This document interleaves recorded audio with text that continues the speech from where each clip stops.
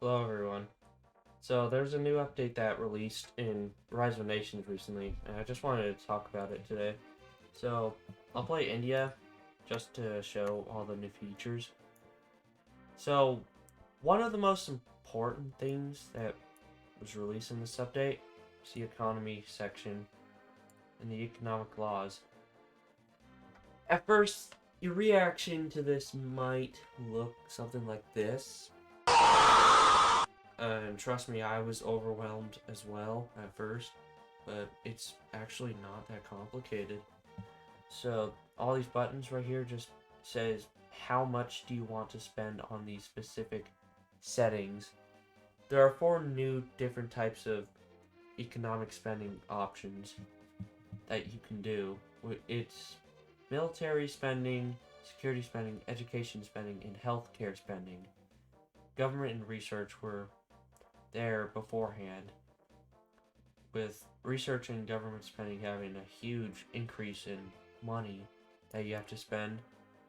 Beforehand, you had to spend like probably a few $1,000s on both maximum government and research spending on if you were playing a tiny island nation, but now you have to spend somewhere around 130,000 for both maximum if you're that same tiny island nation. So they really jacked up the prices this update, made it not so easy to become super stable.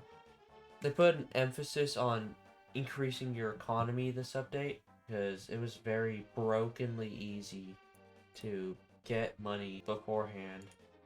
So the first new one, and in my personal opinion the best one out of all the new spendings, is military spending. It increases your military power, except the military upkeep goes up by 2 times. So what you'd normally be spending for a tank, which is 120,000, one tank costs 240,000. I think that was their central idea for this update. Make it so you have to think about your economy. And security spending. It makes your country more stable. The best perk from this, in my opinion, on max spending is the war exhaustion gain reduction. It goes down by 0.016, and that's actually really good if you're playing democracy or fascism, which doesn't have any war exhaustion gain reduction at all.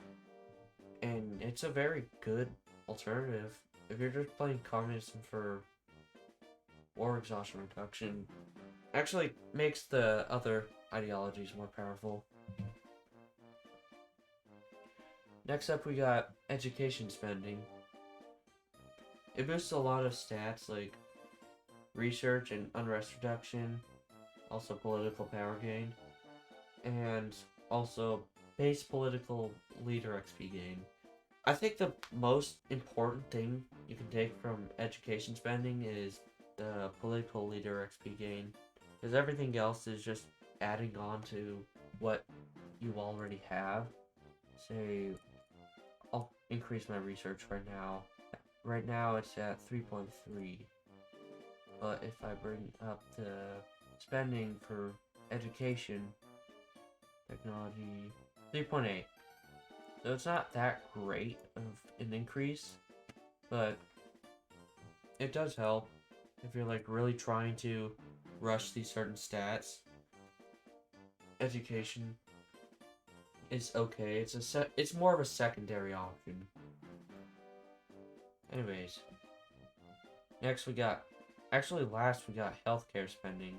It also decreases war exhaustion gain, and also has the interesting buff of base population growth going up, which Rise of Nations never really had much of an option for population growth to go up. That's never really been a stat you can modify besides developing cities. That's about it, really. And having a stable country. That really concludes the economics part of this update. Now on to leaders. So, there are new political leaders, which have stats. they're kind of like policies in the way that they require political power to maintain and have an upfront free of power.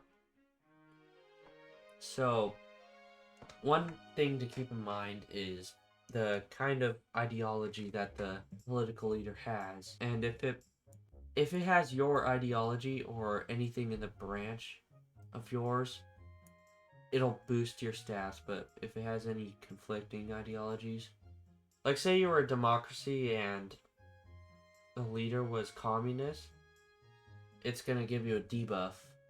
And moderate just means it's flexible for any ideology. They don't really care, but you also lose that buff. It just has the regular stats. Pretty interesting to have. This one brings down justification of time. That's pretty good. I'll just hire them. Next up, we got military leaders. So there was a huge revamp to this system in this update. Beforehand, the stats were randomized. You could either get a really crappy leader, like hiring one would only give you 2% movement speed and maybe 1% attack if you're lucky, or they could just be very godlike and broken,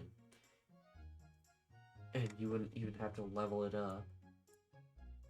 So I'm glad there was a change to the system. It's less luck reliant. One thing to keep in mind is the type of leader you're hiring. It'll say the kind. So under the name, it'll say Army leader or Navy leader or Air Force leader. So if you come across a really good leader, but it's not the type you want to hire, just keep that in mind. Because I've made the mistake of hiring an Air Force leader when I really should have hired a Army leader. And all these leaders have really good buffs. Especially the ones with the aggressive stat. It makes your troops like very overpowered. Also the ones with tank stats. It works the same. Just make a military group and assign the leader. There you go. Okay, so once your military leader levels up, you can upgrade the leader. So if there's a stat you wanted, but this leader did not have that stat, you can now get it from the specific upgrade stats you can get. Okay, this one doesn't have like all of them. Actually, it won't have all of them, but there's like a random pick from 5 you can make. So I say I wanted more tank buffs, I would do that. Just take your pick whenever it levels up. It's very overpowered if you can use it well. If your military is ready to attack, then it'll have buffs. Okay, so you can increase military readiness by doing military spending to the maximum, or however much you want. You can pick. So you can see your military readiness will go up. But keep in mind your spending will also go up. This isn't just like a very broken buff. And the same thing works in the other direction. If your military is not ready, it'll receive debuffs.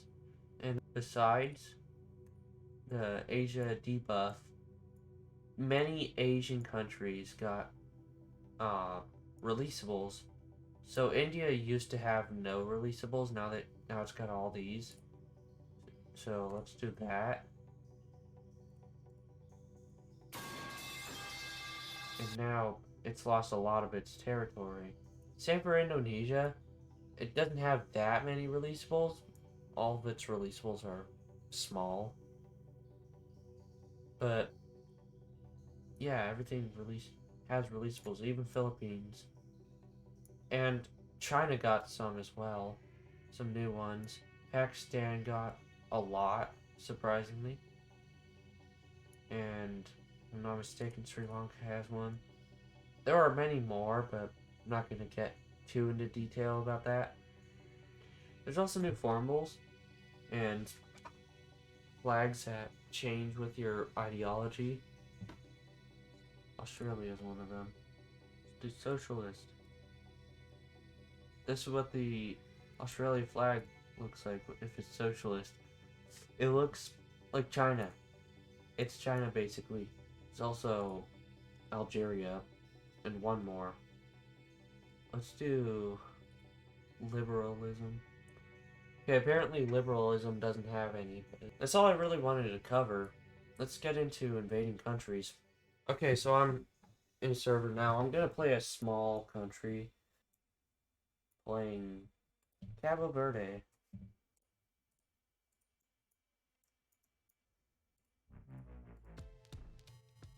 Justify war on these small countries. Oh yeah, you can also cancel unit buildings if you really want to rush something. You don't have to wait for a civilian factory or something to build. It also works with buildings, of course. And it sets a completion date, which is nice. So you know if you have to cancel or not. Why are they striking already? Jeez. Anyways, bring up our military spending by a little bit. I'm gonna recruit a new leader. Someone who has attack. Okay, apparently no one has attack. I'll just go this guy. It's assigned to my people. I'm gonna go for Sierra Leone first. Oh, and something pretty cool that was released this update is you can have your units regain strength after capturing cities. It must have a minimum strength, say 50% of its strength to continue on. I just screwed up.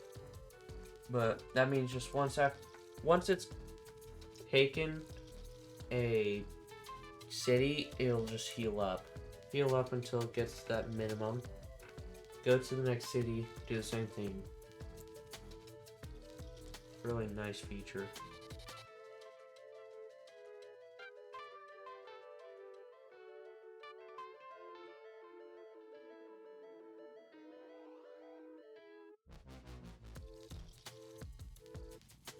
Here we got Sierra Leone.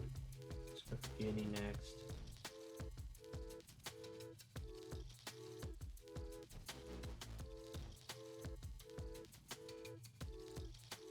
Make sure to develop cities. Like I said, there's a huge emphasis on developing your economy in this update. It also makes democracy not so useless. You can get extra money with democracy. One interesting thing now, I can select all cities. To do this, if you go to units, you can assign a type of unit to a certain group. So I'm going to assign my ground units to Klondike.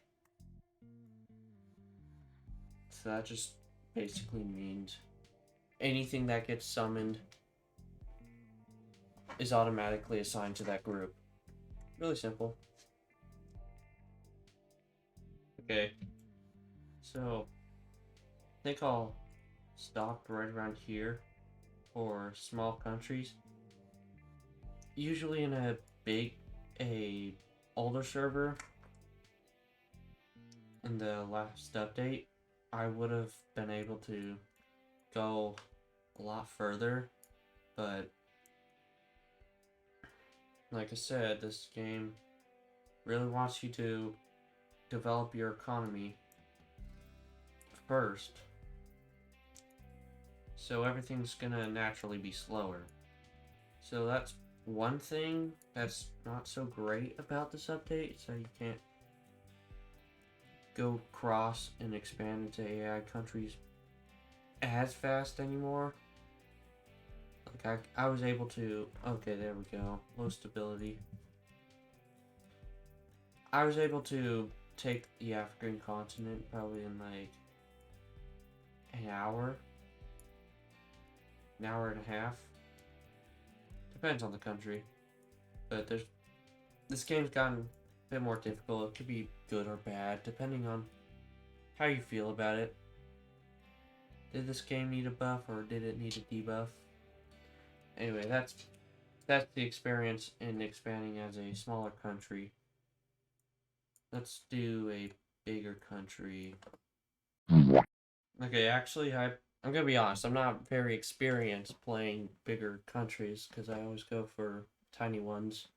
But a common trend I see in this new update is that many superpowers collapse really quickly, like China, the United States, sometimes Russia. Russia's not that easy to collapse. That could be due to people being inexperienced or it just being hard to stabilize a country. Stability is a very important thing to have in this new update. And with that, I think that wraps us up. If you like this video, like it. If you didn't like it, well, dislike it. And goodbye.